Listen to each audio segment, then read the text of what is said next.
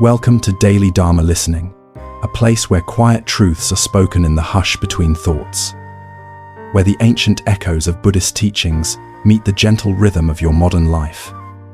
If you've found your way here, perhaps something inside you has been seeking not just answers, but presence. Let this be your beginning, a space where each word is not a command, but an invitation to sit, breathe, and remember what you've always known.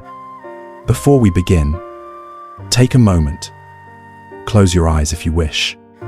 Let the noise of your day fall away like dust shaken from a traveler's robe. There is no rush here.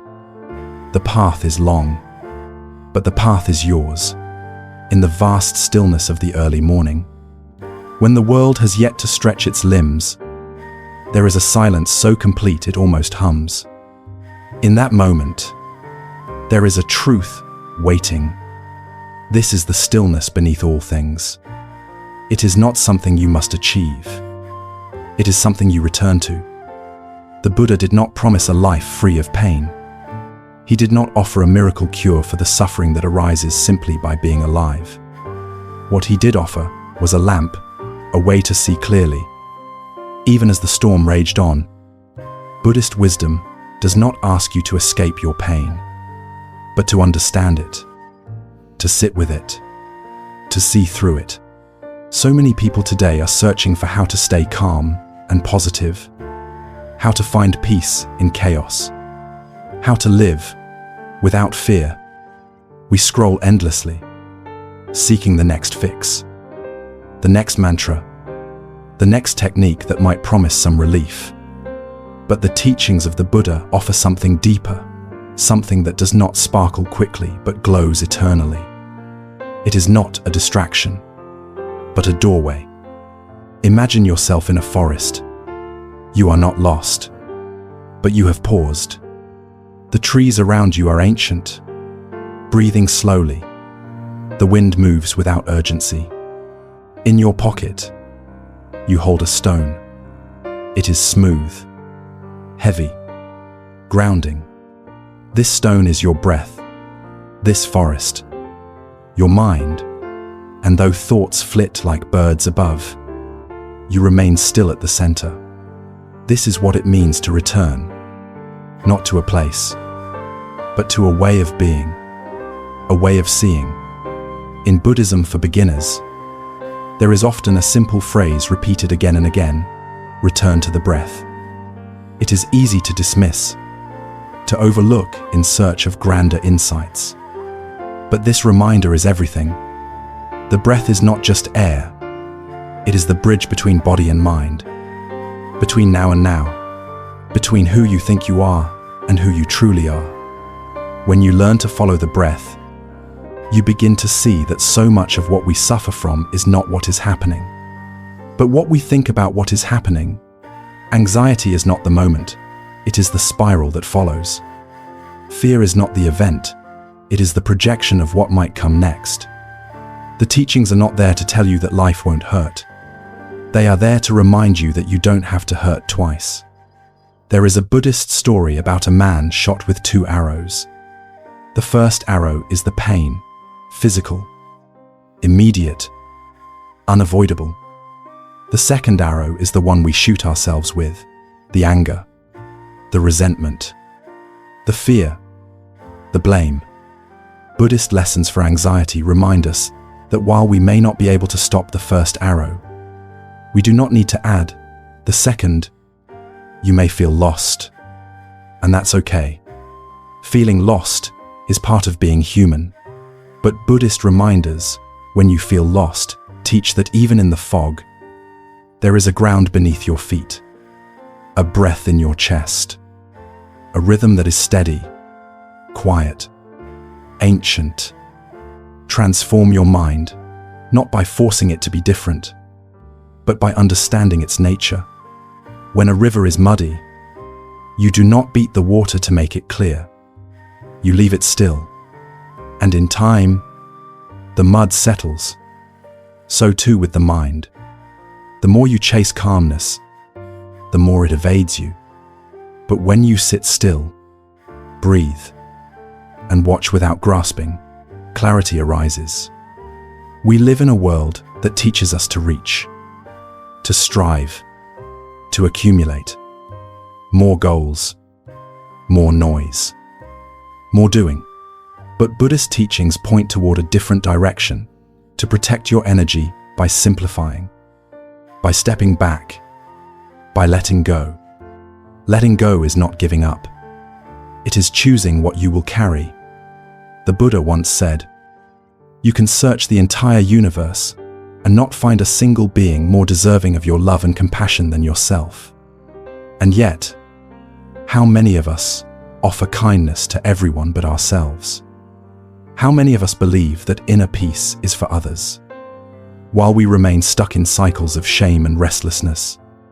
To find peace in chaos is not to escape the world, but to walk through it with a different gaze, to meet your thoughts without clinging, to feel your emotions without drowning in them, to see impermanence not as a threat, but as a truth that sets you free. Each morning, you rise. And in that rising is a choice. Will you greet the day with the residue of yesterday's worries? Or will you begin again? Buddhism teaches us that each breath is a beginning, each moment a fresh path. You are not the person you were even 1 hour ago. And that is beautiful, because it means nothing is fixed. Nothing is too late. There is a place inside you that is untouched by fear. It does not shout. It does not perform. It simply waits. Like a lotus at the bottom of a still pond. It opens when the light returns. And the light always returns. In modern life, we are told that to succeed we must dominate our thoughts, control our emotions, be productive at all costs. But Buddhist wisdom whispers a different truth. What if success is not about control, but compassion? What if growth is not about climbing higher, but sinking deeper into presence, into truth, into the real? You are not broken. You are unfolding. Let this be a practice, not one of perfection, but of presence. When the storm comes, and it will, do not fight the wind. Become the tree that bends, the mountain that watches, the breath that returns. Let these words be not an answer, but an echo. Let them remind you that calm is not something you chase, but something you uncover. That peace is not a destination, but a remembering. That fear is not the end, but the beginning of curiosity. That even when you feel far from the path is beneath your feet. This is Buddhist wisdom in action. This is how you live without fear. How you protect your energy not with walls, but with awareness. How you transform your mind not through force, but through understanding. This is how you stay calm and positive, by seeing clearly, by staying close to the present, by letting go. And if something in this message has stirred a quiet bell within you, consider letting this space be your companion. Subscribe to Daily Dharma Listening, where each story is a stepping stone, each lesson a light on the path. Like if it brought a breath of calm to your day, share it with someone who may be seeking, like you, like all of us, just a little more stillness beneath all things. Return here when the world feels too loud. We'll be waiting in the quiet. Part 2. Let the clouds pass without naming them. There are mornings when the sky opens with a grey silence. Neither storm nor sun. And the air feels paused, as if the earth itself is listening for something. In those moments, we often feel the weight of what we cannot name, the subtle tightness in the chest, the restless thought that loops without end, the dull ache of questions unanswered. And yet, that very space, that pause between clarity and confusion, is where the teachings begin to speak. Not in words, but in presence. The The Buddha never pointed us toward escape. He pointed us toward seeing, toward recognizing what arises, without entangling ourselves in its shape. The mind, he taught, is like the sky, vast, boundless, clear by nature, but it becomes clouded by what we cling to. Each thought, each feeling, each desire is a cloud passing through. But we, in our habits, begin to name the clouds, to follow them, to argue with them, to hold on to their shadows. And so we forget the sky. We forget the stillness behind the movement. Buddhist teachings remind us not to be at war with what we feel, but to greet it gently, without identification. When anger arises, do not say, "I am angry." Instead, see that anger has arisen. It is not you. It is a passing formation, dependent on causes and conditions, like a ripple on the surface of a pond. This small shift in perception is the seed of liberation. It is here that Buddhism for beginners begins, not in complex rituals, but in simple noticing, to see what is without pushing it away, to welcome even the discomfort as a teacher. In daily life, when someone speaks harshly to us, or when things do not go according to plan, our habit is to tighten. We judge, we defend, we react. But what if, instead, we allowed space? What if we took one breath before responding? In that breath, there is the entire possibility of peace. In that breath, we are no longer bound by the pattern. We have returned to awareness. The Buddha spoke often of mindfulness, not as a technique, but as a way of being. To be mindful is to be intimate with the present, to be rooted in reality, to no longer drift in the stories of past and future, to be here, now, fully. And this mindfulness is not cold observation. It is warm, compassionate presence. It sees suffering and responds with care, not critique. This is how we begin to find peace in chaos, not by changing the world outside, but by changing how we relate to it. When the waters of the mind are stirred, do not curse the wind. Sit with the stirring. Watch its nature. It, too, will pass. And in that watching, in that stillness, something deeper awakens, a knowing untouched by circumstances. This is the beginning of freedom. To live without fear does not mean to never tremble. It means to recognize that fear is a guest, not a master, that it visits, and then it goes. Like all things, when you sit in meditation, the mind may wander. You may find yourself replaying a conversation, fantasizing about the future, worrying about something unfinished. This is not failure. This is the path. Each time you notice and return to the breath, you are strengthening the muscle of awareness. You are transforming your mind, not into something else, but into its original clarity. Buddhist wisdom does not promise that thoughts will cease. It shows us that we are not our thoughts, that we can observe them without merging with them, that we can let the clouds pass without naming them. Imagine carrying a heavy sack of stones. Each stone is a grudge, a regret, a self-judgment, a fear. You've been carrying it so long, you don't even notice the weight anymore. But one day, you stop. You open the sack, and one by one, you begin to place the stones down. Not because someone told you to, but because you are tired, because you are ready. This is what the Dharma invites, not a forced letting go, but a natural one, born of deep seeing. You don't need to protect your energy by building walls. You protect it by becoming aware of what you invite in, what you hold on to, and what you can now release.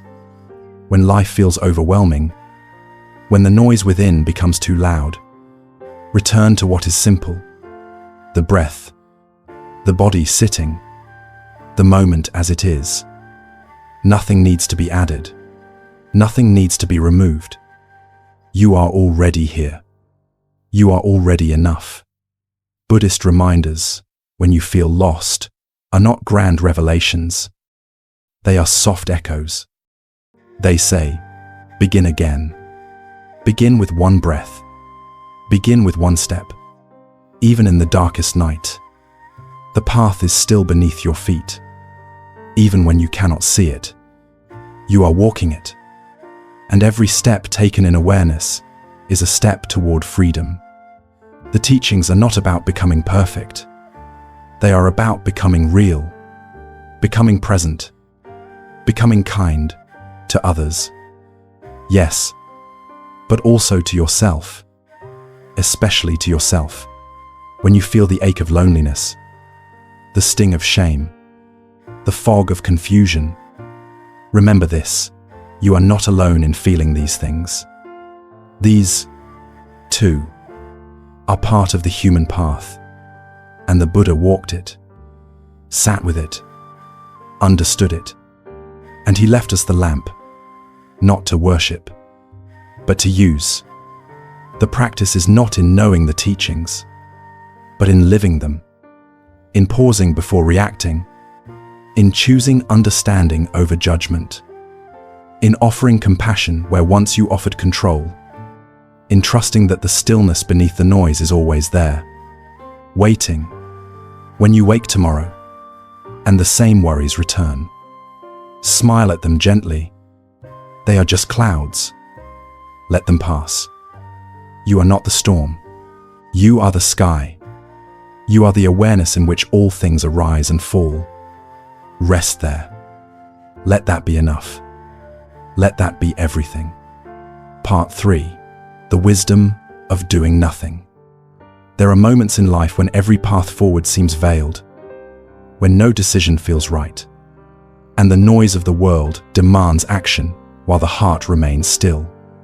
In these moments, the modern mind grows anxious, clings to urgency, seeks distraction, movement, proof of progress. But the ancient teachings of the Buddha whisper something altogether different. Do nothing, not out of apathy, but from the deepest form of awareness. To do nothing is not to turn away from life, but to fully face it without flinching, without forcing, without resistance. In the stillness of non-doing, true seeing arises. When the mind is no longer scrambling for solutions, space opens up for wisdom to reveal itself. Buddhist teachings are filled with images of still water, of quiet forests, of empty bowls. These are not metaphors for emptiness in the Western sense, but for spaciousness, for a clarity untouched by grasping. In the silence of sitting, not striving, the heart begins to hear what it had long ignored, its own truth. In the modern world, people often ask how to stay calm and positive when the pressures of career, relationships, and society pile upon them like waves in a storm. But Buddhist wisdom does not say stay calm as an instruction. It points to the nature of calm as already present, already here, beneath the waves. When one stops thrashing, the ocean cradles. When one stops striving, peace returns, like a long-forgotten friend. To live without fear is not to deny the dangers or sorrows of life, but to meet them without contraction. Fear feeds on the illusion of control. When one relinquishes control and rests in what is, fear loses its grip. In the tradition of the forest monks, there is a practice of simply sitting under a tree without moving. For hours, for days, insects crawl across the skin, heat rises, rain falls, the body aches, and still. The monk remains. Not to prove something, but to be with reality as it is. In that stillness, all the restless patterns of the mind are revealed and, eventually, released. This is the path of transformation, not through effort, but through presence. To transform your mind is not to polish it or make it better, but to see through its illusions.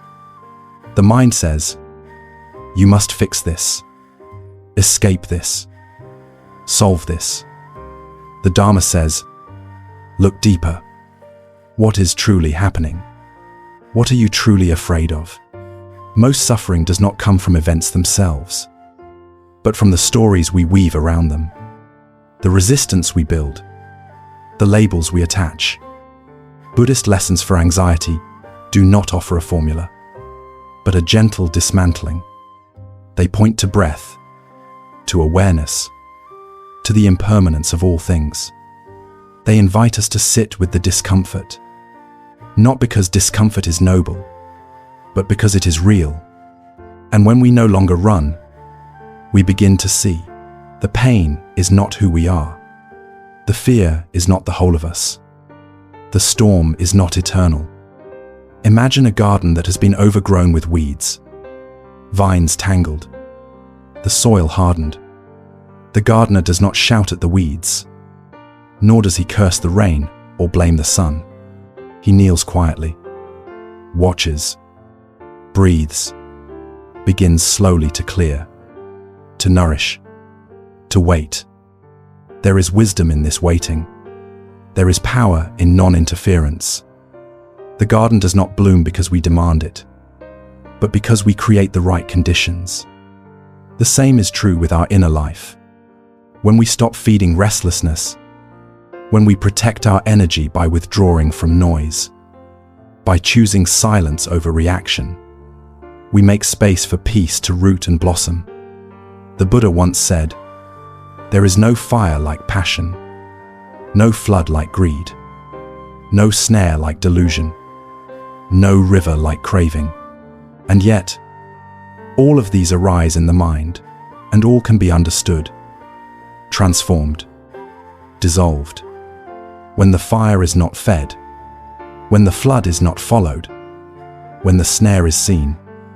To protect your energy is not to shield yourself from the world, but to cease leaking your attention into every craving, every opinion, every imagined danger. It is to return again and again to the breath, to the body, to the simplicity of presence, even amid chaos, even in sorrow. The great monks who lived in caves, who wandered barefoot through burning plains and freezing nights, did not seek comfort, but clarity. And clarity arises in the absence of distraction. Doing nothing is not passivity. It is devotion to the real.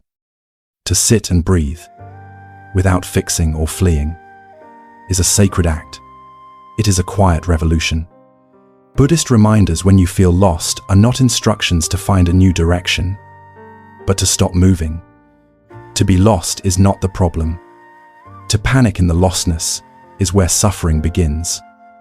The path reveals itself when we stop searching and start seeing.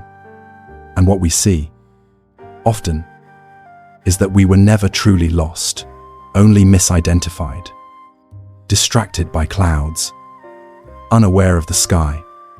In meditation, thoughts will arise, memories, plans, judgments.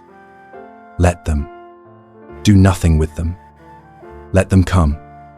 Let them go. Like wind across a field. Like shadows on a wall. This is not repression. It is intimacy without attachment. It is the freedom of watching without grasping.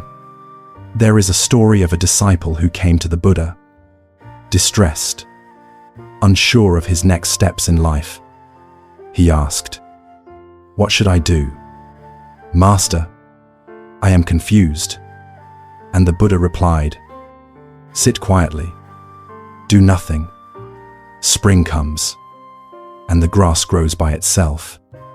In that sentence lies a teaching vast as the sky. We are not the doers of all things. Much of life unfolds on its own. When the conditions are right, when the heart is open, when the mind is still, the trees do not strain to grow. The moon does not force its light. There is a rhythm, a natural unfolding. To align with that rhythm is the essence of practice. This is how we begin to find peace in chaos, by ceasing to resist the moment. Even in traffic, even in heartbreak, even in the waiting rooms of life, there is a sacred stillness available.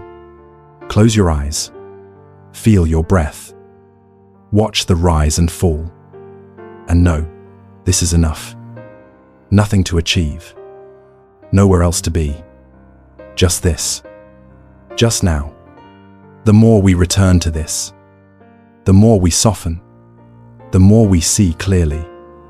And from this clarity, wise action arises naturally, not forced, not reactive, but rooted, kind, awake. To transform your mind is to return to its true nature, again and again, with patience, with compassion. You are not required to be productive in every moment. You are not required to prove your worth. You are already the sky. The clouds will come and go. Let them. The sky does not chase. The sky does not cling. It abides. And in abiding, it teaches. The Dharma is not a doctrine. It is a reflection of what is. It is the mirror held up to the mind, the gentle reminder to stop, to look, to be. This is the wisdom of doing nothing. And in that nothing, everything begins. Part 4. Walk slowly through the fire and do not become the flame.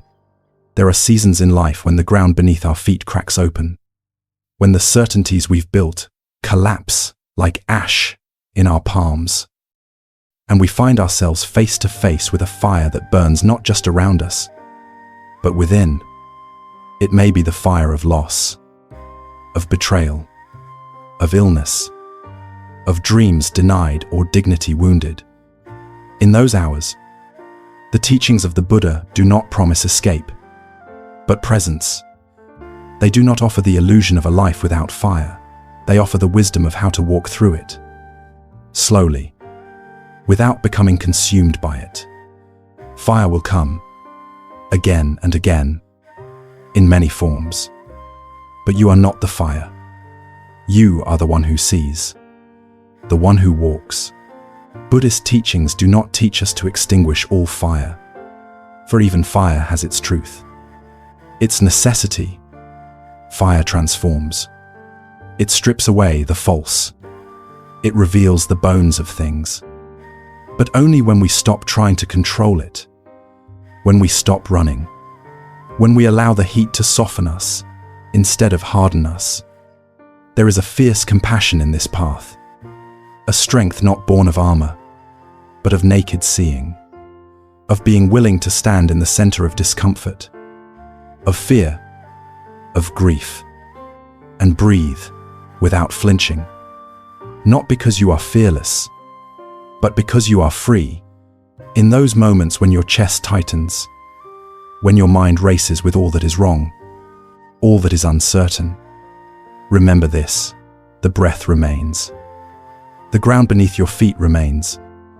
The flame may dance wildly, but the watcher of the flame is untouched. That is who you are. You may forget, but the breath remembers. The body remembers. The Dharma remains. Many seek answers for how to stay calm and positive amid chaos, how to live without fear when the world offers 1,000 reasons to tremble. But the answers are not techniques or mantras. They are moments. They are found in the pause before the reaction, in the stillness beneath the scream, in the gentle gaze you turn toward your own pain. The Buddha taught that suffering arises not merely from pain, but from resistance to pain, from the belief that it should not be, from the stories we spin to protect ourselves from what simply is. But what if, instead of resisting the fire, we walked into it with open eyes, open hands, steady breath? In meditation, the instruction is simple: sit and observe. Not because sitting solves the problem, but because observation dissolves the illusion. When fear arises, we do not chase it away. We notice it. We feel it in the body, the quickening pulse, the tightening jaw, the tremble in the belly. We breathe into it, and slowly, what seemed like a monster becomes a ripple. What seemed overwhelming becomes knowable. We see its beginning, its middle, its end. This is how we transform the mind, not by forcing peace, but by understanding disturbance. There is an old Zen saying, "The obstacle is the path." This is not poetry. It is instruction. Whatever stands before you, whatever burns around you, is not separate from awakening. It is the gate. When you learn to walk slowly through the fire, you discover that it is not meant to destroy, but to clarify, to burn away what no longer serves, to leave you bare, and therefore free. Most of us fear that if we let go of our defenses, our anger, our control, our stories, we will be left vulnerable. But vulnerability is not weakness. It is the soil of truth. The lotus blooms not in clean water, but in mud, in fire, in the rawness of life as it is. To find peace in chaos is not to fix the chaos, but to become intimate with it, to no longer flinch from what is painful, to touch it gently, to let it teach you. And in that intimacy, the chaos loses its edge. It becomes movement, not threat. Sound, not attack. Heat, not punishment. Buddhist lessons for anxiety teach this again and again. You are not your feelings. You are not your thoughts. You are not your past. You are the awareness in which all of these rise and fall. And that awareness cannot be burned. Imagine carrying a bowl of water across a field of fire. The fire licks your feet, threatens your balance, but your focus is not on the flame, it is on the bowl. The stillness of the water, the trembling surface. Each step becomes deliberate, each breath a refuge. And when you reach the other side, the fire has not consumed you. It has refined you. It has taught you how to walk. This is how we protect our energy, not by building fortresses, but by walking with care, by choosing what we allow in, by discerning what is real. Not every opinion deserves your reaction. Not every fear deserves your attention. Not every thought deserves your belief. Watch them. Let them come. Let them go. Like smoke through an open window, you remain. There is a quiet kind of strength in those who walk slowly through the fire. A strength that is not loud, not proud, not obvious. It is the strength of those who have seen their own shadow and not turned away, who have knelt in the ashes of their own story and whispered, "This too belongs," who have touched the burning edges of grief, of doubt, of disappointment, and found within them not destruction, but depth. Buddhist reminders, when you feel lost, are not prescriptions. They are invitations to stop running, to sit in the very place that hurts, and to listen, not to the noise of judgment, but to the soft voice beneath, the voice that says, "You are not broken." That says this, too, is part of the way. That says, you are not late, not wrong, not alone. Each step through fire is a step deeper into presence, into clarity, into the part of you that cannot be touched by flame.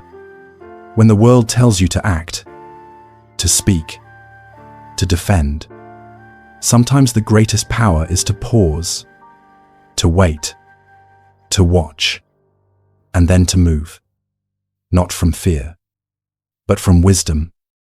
In the Sutta Nipata, the Buddha says, "Just as a solid rock is not shaken by the storm, even so the wise are not affected by praise or blame. The fire of life may rage, but the one who sees clearly does not become the flame. The one who knows their breath, their body, their mind, walks through it without being burned, not because the fire is gone, but because they have found something stronger: awareness, equanimity, freedom. Do not fear the fire. Fear forgetting who you are within it. And when it passes, as all things do, walk on. Let the smoke rise behind you. Let the sky open above you. Let the next breath be the only one you need. And know, you have walked not away from yourself, but deeper into your true home. The place where peace is not the absence of heat, but the presence of clarity. The place where you walk slowly, gently, through all things, and remain. Part 5. When nothing is certain, everything is possible. There comes a time when all the maps are outdated, when the landmarks vanish into fog, and the direction that once felt certain dissolves into the quiet of not knowing. In such moments, the human mind tightens. It searches wildly for something to hold. A plan, a promise, a future it can predict. But Buddhist teachings do not point us towards certainty. They point us toward clarity. And clarity does not always come with answers. Sometimes it arrives only when the questions are allowed to live in silence. The Buddha did not teach us to escape uncertainty. He taught us to make peace with it, to walk beside it like an old friend, because in the groundlessness of not knowing lies the openness of all things. When nothing is certain, everything is possible. In the depths of fear, we believe we must know. That safety depends on prediction. That peace depends on control.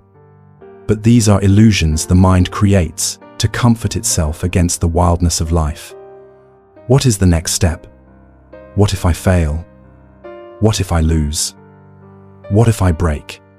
These questions rise like wind through tall grass, shaking the soul into panic. But the teachings say, do not chase the wind. Sit still.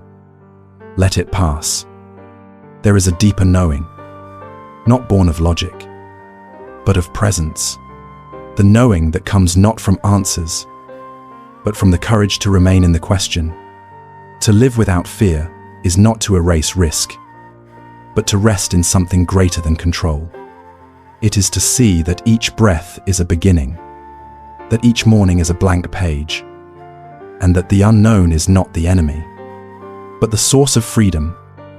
We are taught to fear uncertainty as a threat to our identity, but Buddhist wisdom teaches that identity itself is fluid, that we are not fixed forms, but flowing rivers. That clinging to permanence is the root of suffering.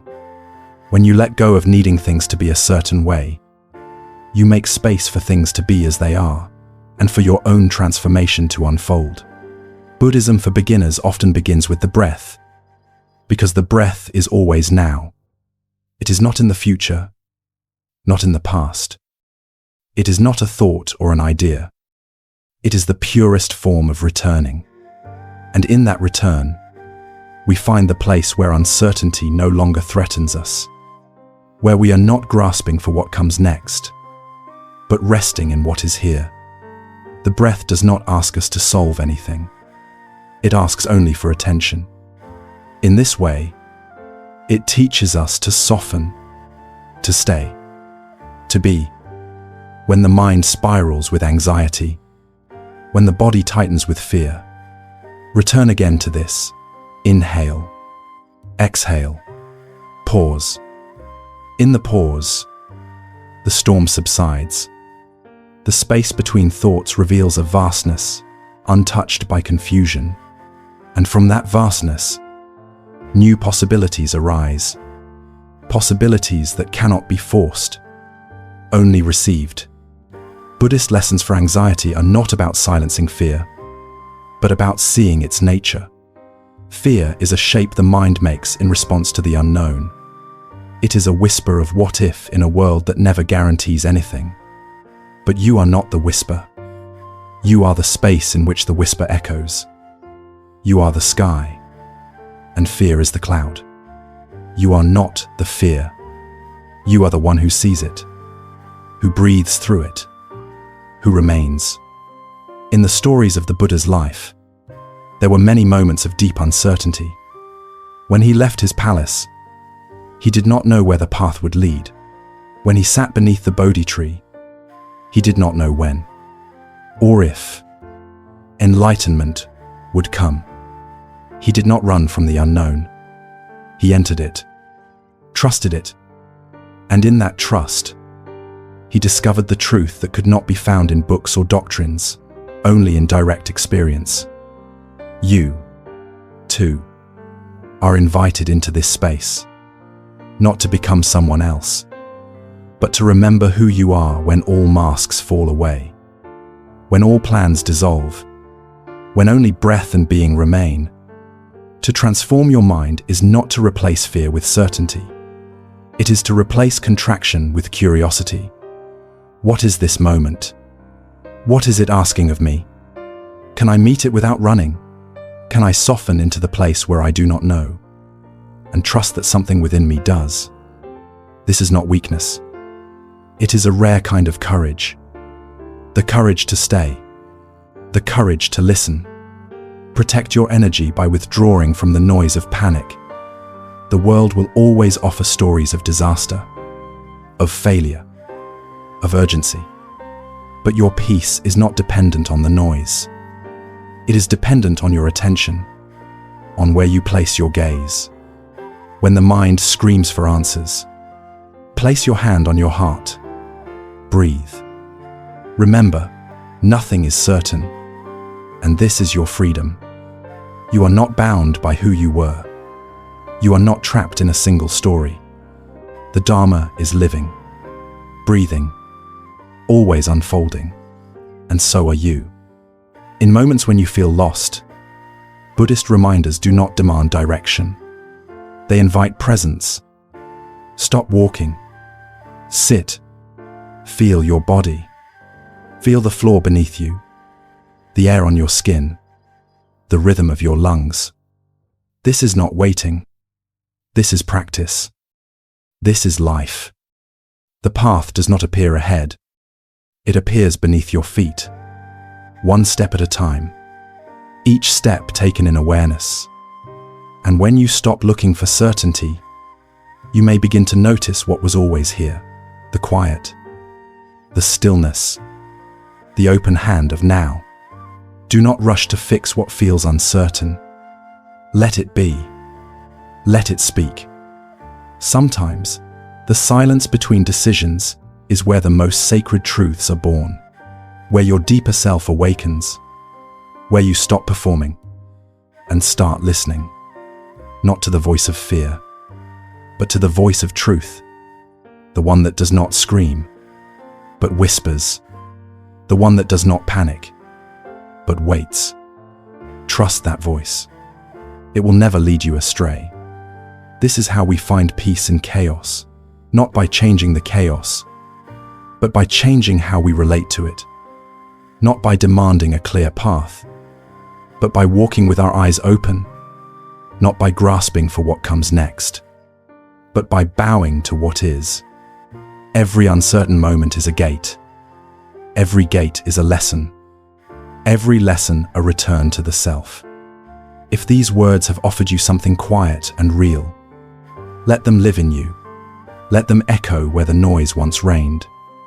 Let them soften what was rigid. Let them remind you that you are never truly lost.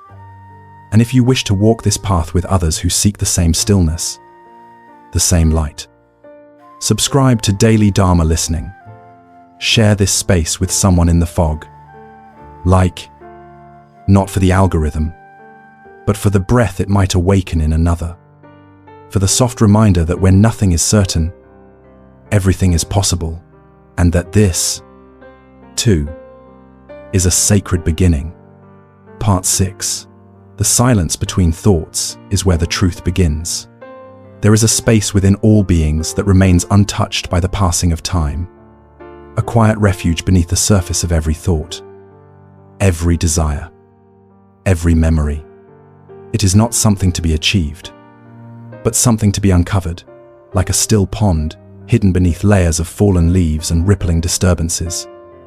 The Buddha did not teach us to conquer the mind, but to understand it, to see its habits without judgment, to witness the movements of craving and fear, of resistance and attachment, and to recognize that all of them arise and fall within a vastness that is already free.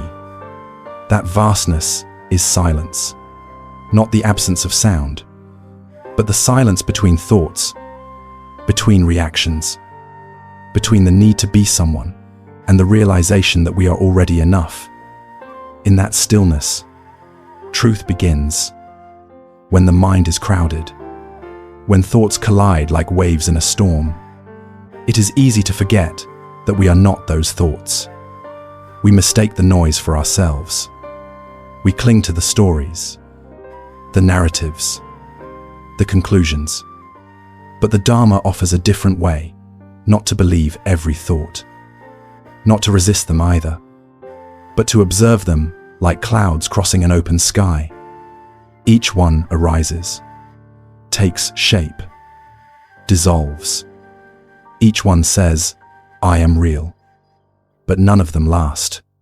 The truth is not found in the content of thought, but in the space around it, in the pause, in the breath, in the awareness that sees without needing to grasp. This is where peace lives. To find peace in chaos is not to eliminate all thought. It is to stop being enslaved by it. It is to know the difference between what arises and what remains.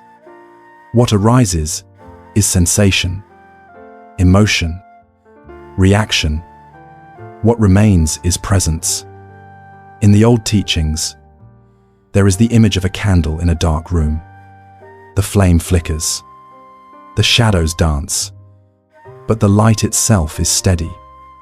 When you close your eyes and sit with yourself, you begin to see this light. It is not mystical. It is not distant. It is simply awareness, unobstructed. And in that awareness, fear loses its shape, anxiety loses its urgency, and the mind begins to soften. The silence opens, and the heart listens. This is the essence of Buddhist teachings, not to accumulate knowledge, but to unlearn illusion, to return to the simplicity of breath, body, now. And in this simplicity, the loudest questions fall quiet. The need to be right, to succeed, to be seen, to be safe. These all arise from the restless mind, from the belief that something is missing. But what if nothing is missing? What if, beneath all striving, there is a stillness already complete? In this stillness, you do not have to prove yourself. You do not have to become someone else. You simply have to return, again and again, like the tide returning to the shore, like the breath returning to the lungs. This is the path. Many come to the Dharma seeking answers to questions like how to stay calm and positive, how to live without fear, how to transform the mind. But the teachings rarely give direct answers. They offer tools, reflections, practices. They invite inquiry, not certainty, because true transformation cannot be forced. It must emerge from insight, and insight comes when we stop looking outside and turn inward, when we stop filling the space with noise and dare to be silent. In silence, we begin to hear the truth that has no words. we begin to see that our suffering is not just about what has happened, but how we carry it, how we interpret it, how we resist it. The pain of the past lives on not in events, but in our clinging to what should have been. The fear of the future is not about the future itself, but our need for control. And so, to protect your energy is not to withdraw from the world, but to stop feeding the thoughts that drain you. It is to sit down, close the eyes, and return to the breath.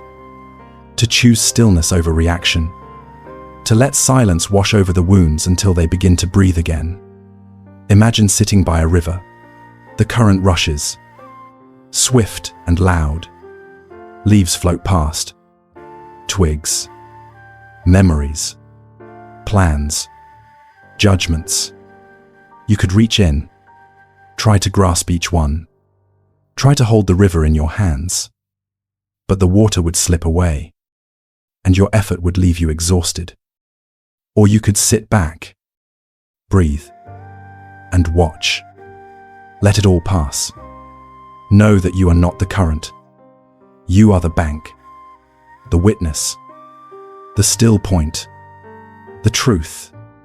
Buddhist reminders when you feel lost are not declarations. They are soft nudges. They say, slow down, sit, breathe, listen. You are not lost. You are simply unfamiliar with this part of the path. But the path continues, and the silence will guide you. If you allow it, when you return to the silence, you return to yourself, to the place where the Dharma is not theory, but breath, not belief, but experience, not a set of rules, but a way of being. The silence between thoughts is not empty. It is full of presence, full of compassion, full of wisdom that cannot be taught, but only seen. In that silence, you realize you do not need to fix yourself. You need only to see clearly, to see the fear, the craving, the grief, and to know they are not you. They are visitors. You are the host, and you can meet them with peace. Even now, as you listen or read, the mind may be thinking. That's okay. Let it think. But also notice the space beneath the thought, the stillness that holds it. That is where the truth begins. That is where the teachings live. In the pause, in the exhale, in the moment when you stop trying to be anything other than what you are. This is the gift of the Dharma, the quiet, the return, the remembrance. You are not the chaos. You are not the noise. You are not the labels, the roles, the history. You are this breath, this stillness, this presence. And from this place, the world no longer controls you. Fear no longer defines you. You begin to live from the inside out, not reacting, but responding, not chasing, but allowing, not hiding, but awakening. Let the silence be your teacher. Let it hold you. Let it speak through you. In that silence, you will find not only peace, but clarity. And from that clarity, love. A love that is not dependent on others, not fragile or fleeting, but rooted in the simple knowing that you belong, that you are already whole, that you are the space between thoughts, the stillness in the storm, the light that never flickers. And that is enough. That is everything. Part 7. Hold nothing. Receive everything. There is a quiet truth that lives beneath all Buddhist teachings. A truth so simple that the restless mind often overlooks it, chasing instead the elaborate, the complex, the dramatic. This truth does not arrive with thunder or lightning. It whispers in stillness, in silence, in the breath that passes through the body without demand or expectation. It says, when you stop grasping, life flows. When you hold nothing, you receive everything. Not because everything is given, but because everything is already here. The illusion of lack arises only when the hand is clenched, when the heart is armored, when the mind insists that peace must be earned or found elsewhere. But the Dharma points inward. It says, loosen your grip. Let go of needing. Let go of becoming. Just see. Just be. The Buddha spoke of suffering not as punishment, but as a misunderstanding. We suffer not because life is cruel, but because we hold on. We hold on to ideas of who we should be, of what others should say, of how the world should move. We hold on to stories from the past that no longer serve us, to identities that feel safe but keep us small, to desires that flicker like fireflies but never stay. And in this clinging, we create distance from the present moment, from the fullness of now, from the quiet joy that requires no conditions. To hold nothing is not to renounce the world, but to stop strangling it, to stop demanding that it give us something more, to open both hands and allow what is to be enough. Imagine walking through a field at dawn, the dew on the grass still clinging to the earth, the sky just beginning to breathe light. You have nothing in your pockets, no destination in mind. Each step is free, each breath is whole. This is not emptiness in the way the world often fears. This is spaciousness. This is the kind of emptiness that holds all things. When the self becomes transparent, the world shines through. When you stop trying to possess, beauty reveals itself everywhere, in the rustling of leaves, in the rhythm of footsteps, in the smile of a stranger, in the quiet ache of a heart still healing. How to stay calm and positive in a world that is constantly shifting, constantly demanding. Begin by noticing how much you carry. How many invisible burdens weigh on your back each day? Expectations, disappointments, imagined futures, comparisons, regrets. Begin to lay them down, not all at once, but gently, one by one. With compassion, ask yourself, what am I clinging to that I no longer need? What am I chasing that never truly nourished me?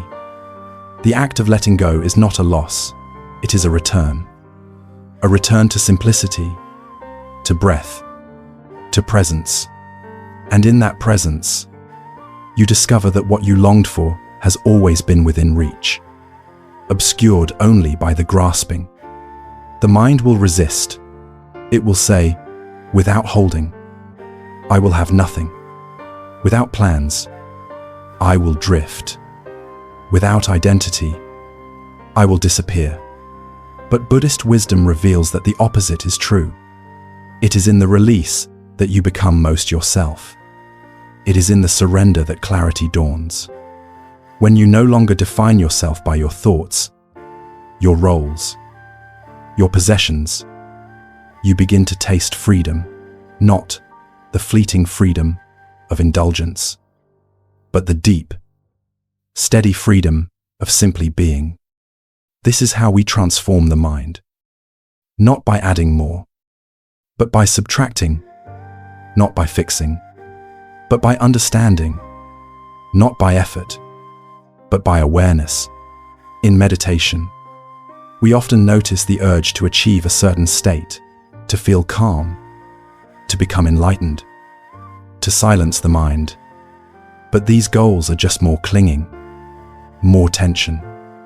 The real practice is to sit without agenda, to feel the breath without trying to shape it, to watch thoughts rise and fall like waves on a vast ocean. You are not the waves. You are the ocean, wide, deep, still beneath the surface.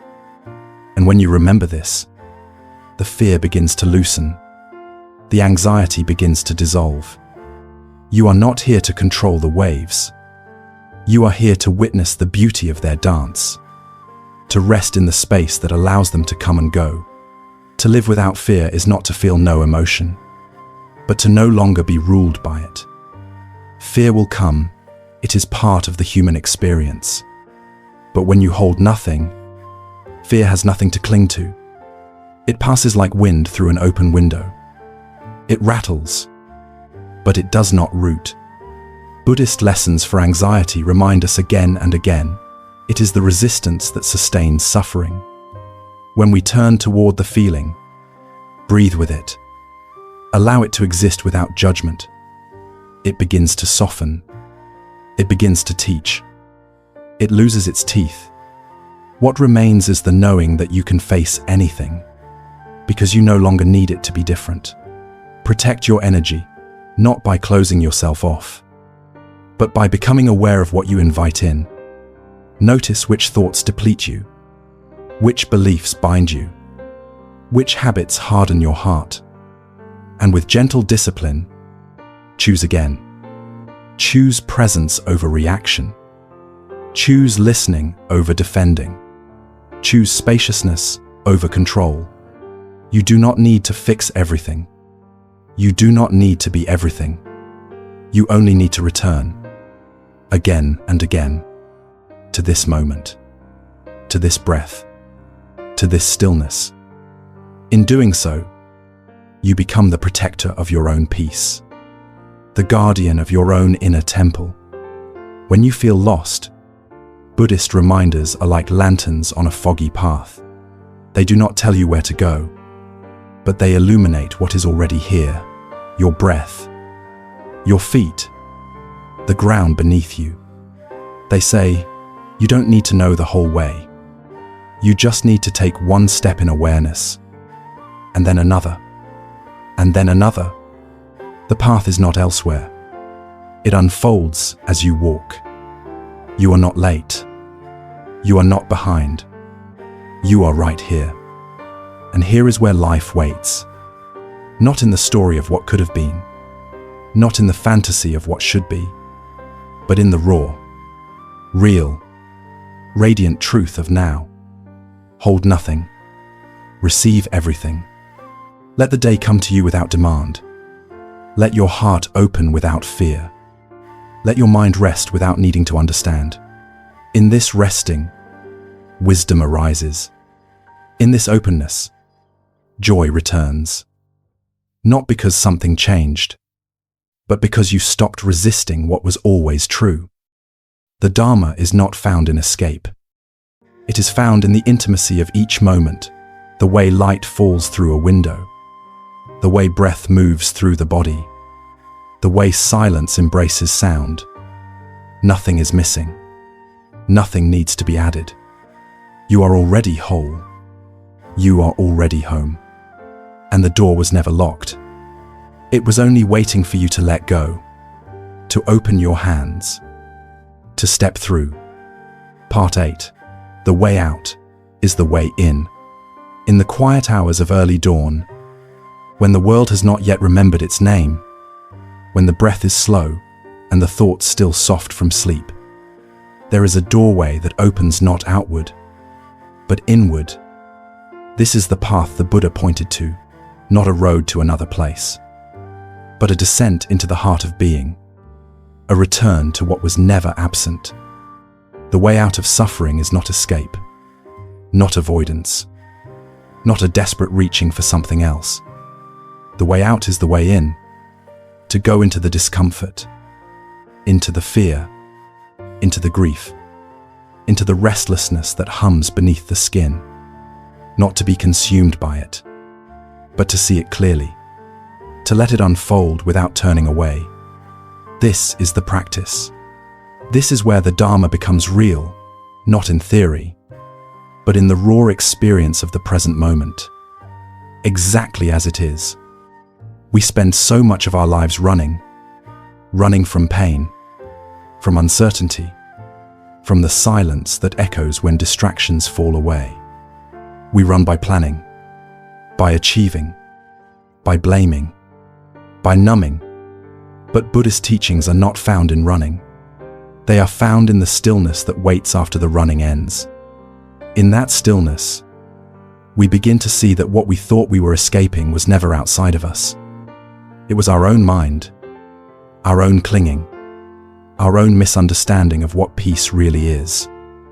Peace is not the absence of difficulty. It is the presence of understanding, and understanding can only come when we turn inward, when we dare to feel what we have spent years avoiding.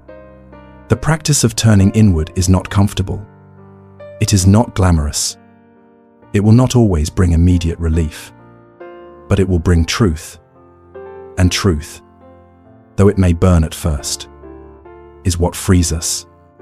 When we sit in meditation, when we follow the breath, we begin to notice all the ways the mind moves, the judgments, the memories, the urges, the fears, each one rising and falling like waves on a wide sea. At first, we may try to stop the waves, but slowly, we begin to see that the waves are not the problem. It is our identification with them, our belief that we are the wave, that we must do something about the wave, that creates suffering. In time, we begin to rest beneath the surface. We begin to dwell in the stillness that holds the motion, but is not disturbed by it. That stillness is our true home. To find peace in chaos is not to wait for the chaos to end. It is to find the unshakable presence within you that remains untouched by chaos. The Buddha called this the unconditioned, that which is not born and does not die, that which is not subject to the changing winds of gain and loss, praise and blame, birth and death.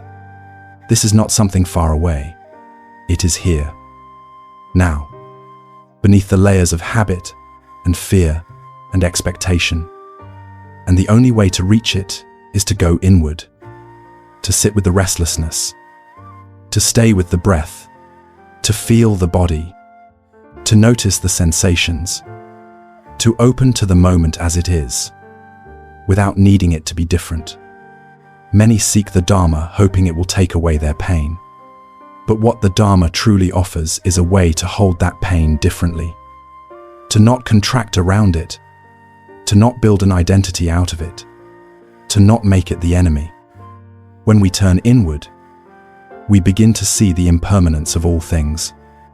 This too will pass, not as a comfort, but as a truth. Every emotion, every thought, every situation has a beginning, middle, and end. And when we stay long enough to witness that arc, we discover a kind of freedom that is not dependent on the condition, but on the clarity of seeing how to live without fear, not by removing all that is frightening, but by understanding the nature of fear itself. Fear arises when we imagine what might happen, when we project into the future, when we believe we cannot handle what life may bring. But when we return to the breath, when we feel our feet on the ground, when we stay close to what is actually here, we realize that we are always more spacious than we think. Fear may still arise, but it is no longer a wall. It becomes a doorway, and through that doorway, we step into the next moment, into truth, into life. To transform your mind is to stop trying to be somewhere else, and to begin being here, in this breath, in this body, in this exact experience, even if it hurts, even if it trembles. Especially then, the lotus does not bloom in clear water, it blooms in the mud, and the awakened mind is not found in avoidance, but in intimacy, in the willingness to know yourself completely, not just the light, but the shadow, the longing, the confusion, the ache. The Buddha did not awaken by turning away. He awakened by sitting still beneath the Bodhi tree, refusing to move until he had seen the nature of all things. And what he saw was that everything changes, that nothing is personal, and that freedom is possible. Buddhist lessons for anxiety remind us to come home to the body, to the breath, to the moment. They remind us that we are not broken, that we do not need fixing. That healing is not about becoming someone new, but remembering who we are beneath the layers, that the mind, like a mirror, becomes clouded by dust. But when the dust is allowed to settle, the reflection returns, clear, still, true. To protect your energy is to be honest about where you place your attention, to stop pouring yourself into battles that are not yours, into thoughts that do not serve, into habits that do not nourish. It is to return again and again to what is simple, to what is direct, to what is real. You do not need to chase peace. You need only to stop turning away from what you feel, to rest in it, to breathe through it. And in that resting, the energy returns. The clarity returns. You return. Buddhist reminders when you feel lost are not meant to find the way for you.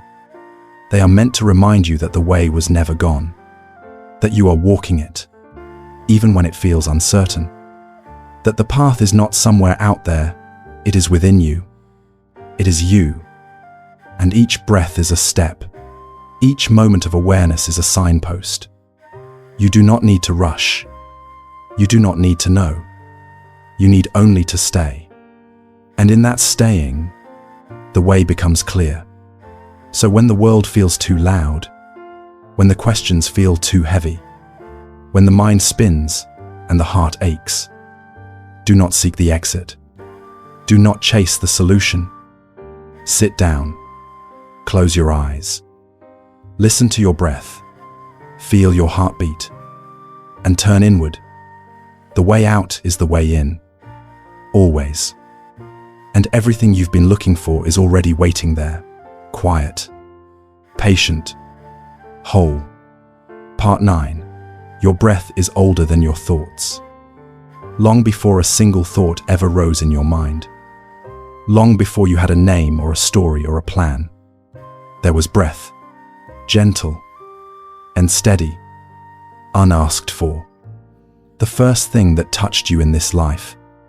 And the last thing that will leave. It is the thread that has held you through joy and sorrow. Through growth and stillness. Through every transformation you did not yet have words for. Your breath is older than your thoughts. It does not lie. It does not waver.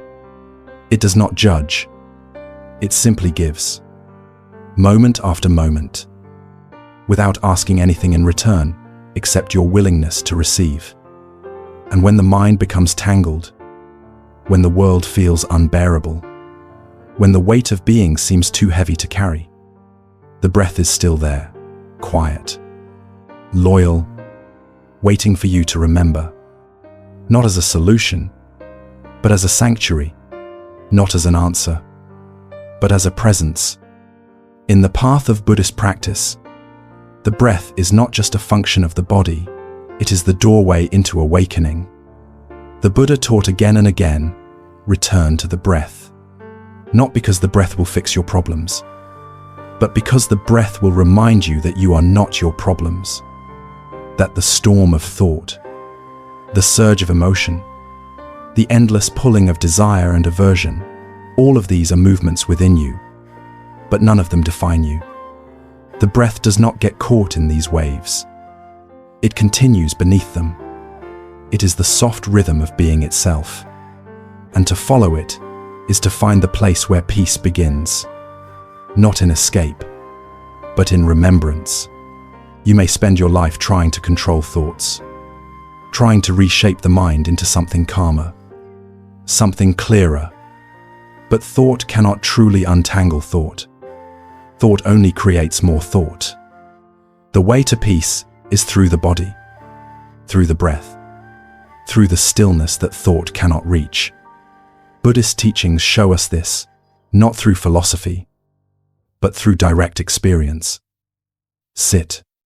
Close the eyes. Place your attention on the inhale, the exhale. Do not force. Do not change anything. Just watch. Feel. Let the breath breathe itself. And as you stay, you begin to feel the gap between thoughts, the quiet between the noise, the clarity beneath the confusion. It is not something you create, it is something you uncover. To find peace in chaos, you do not need to silence the world. You only need to find the place within you that is not disturbed by noise. That place is your breath. When the mind races with fear, when anxiety fills the chest like smoke, the breath is your lantern. Not blazing, not dramatic, just steady, simple, faithful. Buddhist lessons for anxiety begin here, not with complex ideas, but with the profound simplicity of attention. Notice the breath. Feel it. Let it guide you out of the spiral. Let it bring you home to now. There is a moment in every meditation. If you are quiet enough, when you begin to feel the breath not just as air moving through the body, but as life itself moving through all things. As the pulse of the universe speaking through you, the trees breathe, the earth breathes, the oceans rise and fall, the stars shimmer in cycles. Everything moves with this rhythm, and you are part of it. You are not separate. You are not alone. You are not broken. You are breathing. To live without fear is to live from this place, the place where breath leads, not thought, where awareness holds experience gently, without needing to label or control.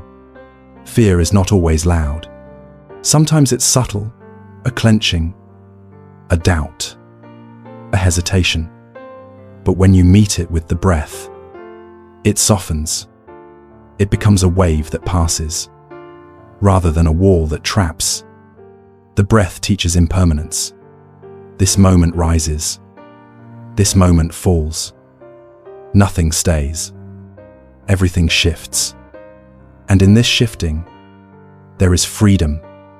Not the freedom of certainty, but the freedom of presence. Protect your energy by returning to the breath before you react. Before you defend, before you speak words that do not serve. So much of what drains us comes not from the world itself, but from our resistance to it, from the battles we fight inside our own minds. The breath does not resist. It welcomes. It opens. It teaches you to respond instead of react, to soften instead of harden, to stay present even when the moment feels uncomfortable. This is the deep strength of practice, not to armor yourself against life, but to meet life fully, breath by breath, without needing to escape. Buddhist reminders when you feel lost are often as simple as this: return to the breath. Because when you return to the breath, you return to now. And when you return to now, you return to the only place where transformation can happen, not in the past, which is memory, not in the future, which is imagination, but in the quiet, spacious reality of now, where you can see clearly, where you can rest, where you can begin again. When you feel overwhelmed, do not seek to solve everything. Sit down. Feel your body. Feel your breath. Let the thoughts come and go like birds across a vast sky. You are not the birds. You are the sky. The breath reminds you of this. It grounds you in the truth that you do not need to do more, be more, fix more. You are already enough, already whole, already here.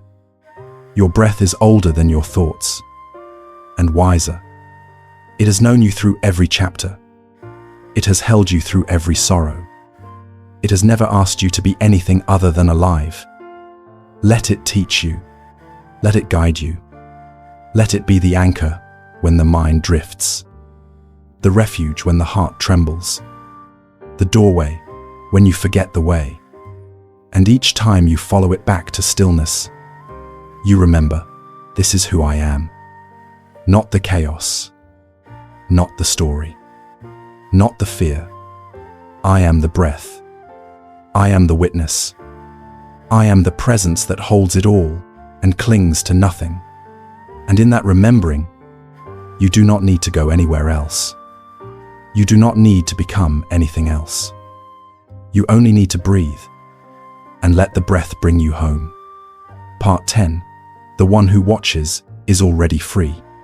Beyond the noise of thought, beyond the ache of becoming, beyond the endless searching for answers, in a world that keeps changing its questions, there is one who watches.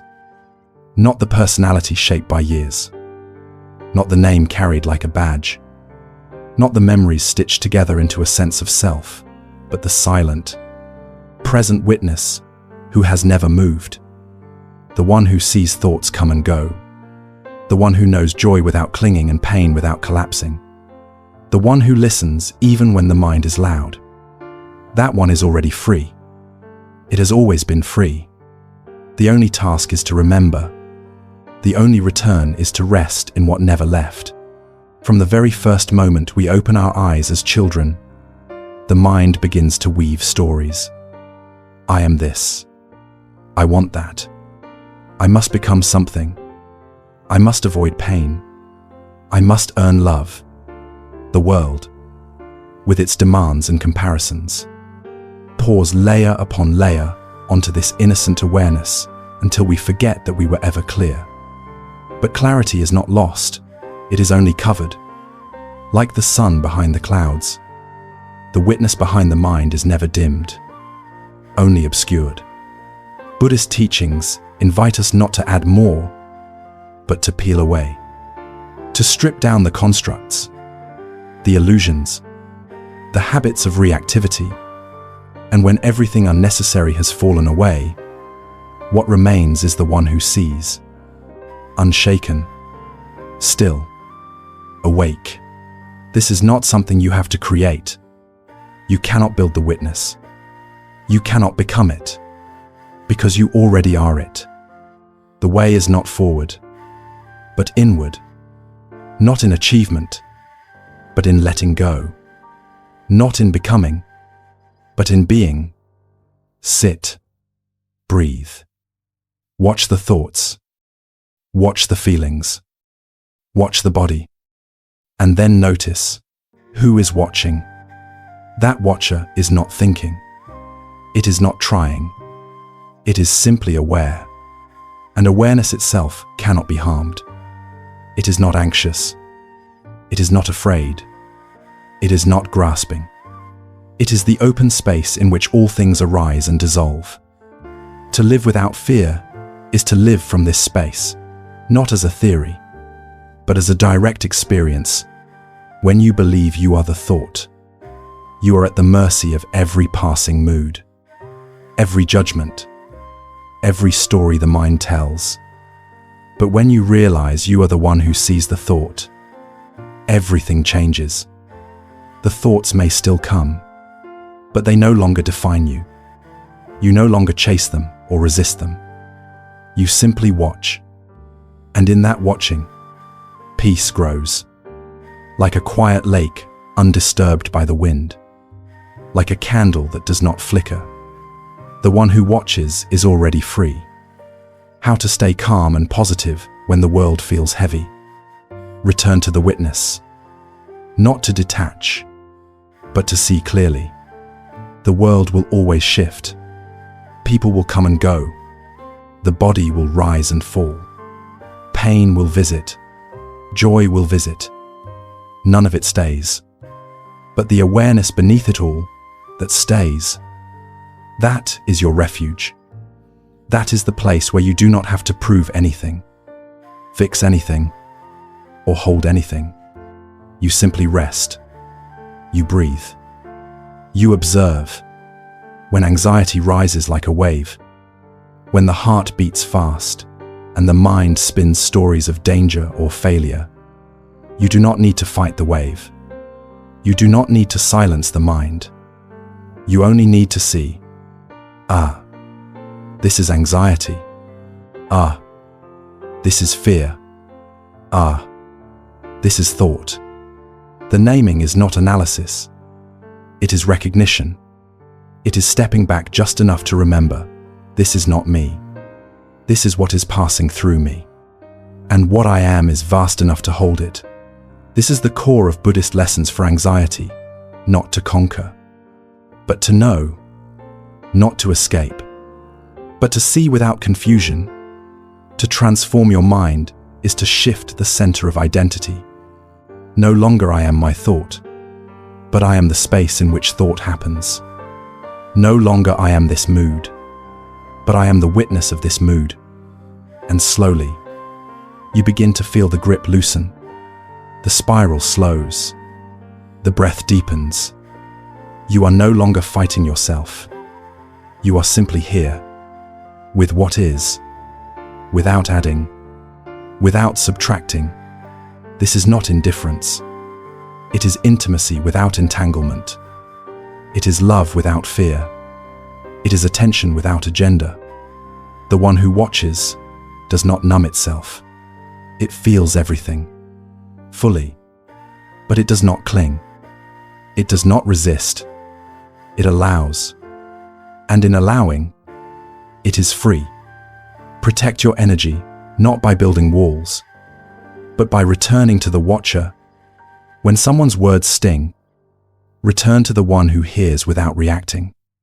When the news feels like a tidal wave, return to the one who breathes through it.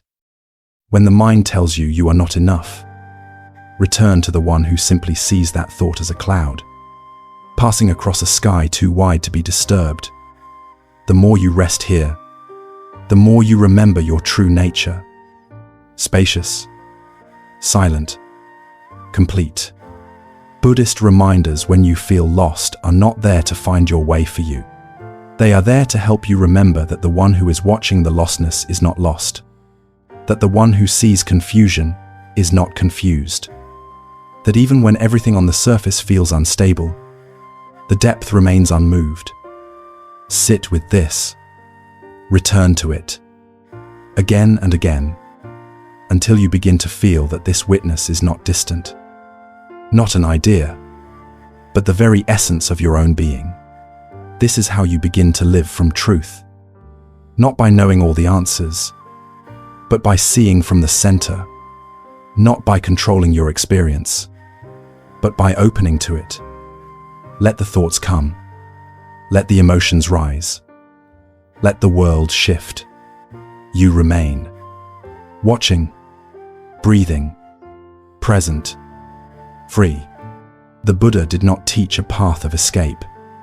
He taught a path of clarity, a path where freedom is not somewhere far away, but already here, in the one who sees, the one who has always been watching, the one who never needed fixing, only remembering. Let the remembering happen in this breath, in this stillness, in this gentle return to what you already are. And if these words have helped you return to that stillness, to that truth, consider subscribing to Daily Dharma Listening. Share this space with someone who may need the reminder. Like, if the silence it brings feels like home, because the one who watches is already home, already whole, already free. Part 11. Drink tea with your suffering. There is a moment when the sun begins to sink and the shadows stretch long across the floor, when the noise of the day softens into a hush that invites stillness. In that quiet, there is often something else that arrives, a sadness, unspoken, an ache unnamed, a weight that has followed you silently through each hour. Most of the time, we turn away, we distract, we busy ourselves. We tighten the grip around our minds so that we do not have to feel what stirs in the silence. But the teachings of the Buddha do not teach us to turn away. They invite us to turn toward, not with resistance, not with judgment, but with tenderness, with presence, as if welcoming a guest into your home, as if pouring a cup of tea for your own sorrow and saying, you may sit with me. To drink tea with your suffering is to stop running from it. It is to meet it with stillness, to allow it to speak without being silenced, to see it not as an enemy, but as part of the landscape of your humanity. Suffering comes. This is the first noble truth. But suffering is not a punishment. It is not a failure. It is a call to presence, a gate into deeper seeing, a mirror held to the places in you that long to be met with love. And when you sit quietly and let the suffering pour itself into the cup of your awareness, when you breathe with it, feel it, allow it to exist without resistance, something shifts. It no longer controls you. It no longer defines you. It simply becomes what it is, a visitor, temporary, transformative. The modern world teaches us to fix what hurts, to numb it, analyze it, label it, manage it. But Buddhist wisdom teaches us to understand what hurts, not to amplify it, not to drown in it, but to stay with it long enough to see its true nature. Suffering is not as solid as it seems. It is made of sensations, thoughts, energies moving through the body and mind. When we stop tightening around it, it changes. It reveals the parts of ourselves we have not yet loved. And it teaches us compassion, not just for ourselves, but for everyone who suffers, which is everyone. To drink tea with your suffering means to slow down, to make space, to allow the breath to deepen, to create a little room between reaction and awareness. The suffering may still be there, the loss, the regret, the longing, the fear, but now it is held. Now it is seen. And in that seeing, it begins to soften, not because you forced it, but because you did not abandon it. Most pain becomes unbearable not because of its intensity, but because of our refusal to feel it. We want it to go away before we have listened to it. But what we listen to, with kindness, begins to heal. Imagine sitting in a quiet room with your suffering. You do not speak. You do not try to change it. You simply breathe. The steam from the tea rises. The silence is warm. The suffering has space to breathe too. It is not pushed away. It is not shamed. It is not told to hurry. In that space, something ancient begins to unwind. The inner child who never felt safe enough to cry. The adult who always had to be strong. The seeker who thought peace was on the other side of pain. All of them begin to exhale. All of them begin to rest. To live without fear does not mean to live without pain. It means to live with pain in a different way. With openness. With intimacy. With the courage to stay when everything in you wants to run. The teachings remind us that what we avoid, we empower. What we turn toward, we free. Fear loses its grip when we stop giving it our back. Anxiety begins to dissolve when we meet it with a steady breath, a soft gaze, a presence that says, "You are welcome here." 2. Buddhist lessons for anxiety do not ask you to get rid of your anxiety.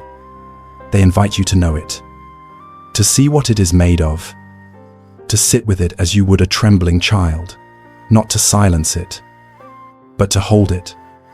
And in that holding, it changes, not into joy, necessarily, but into clarity, into spaciousness, into a kind of peace that is not about the absence of feeling, but about the absence of struggle. This is the peace of awareness, the peace that watches, that breathes, that waits. Protect your energy, not by avoiding your pain, but by holding it wisely, by not giving it the keys to your identity. You are not your sadness. You are not your fear. You are not your mistakes. You are the space that can hold all of these without drowning. And the more you sit with yourself, gently, the more you will see that your suffering is not your enemy. It is your teacher. It has something to show you, something to reveal, something sacred to awaken in you. But only if you stop pushing it away.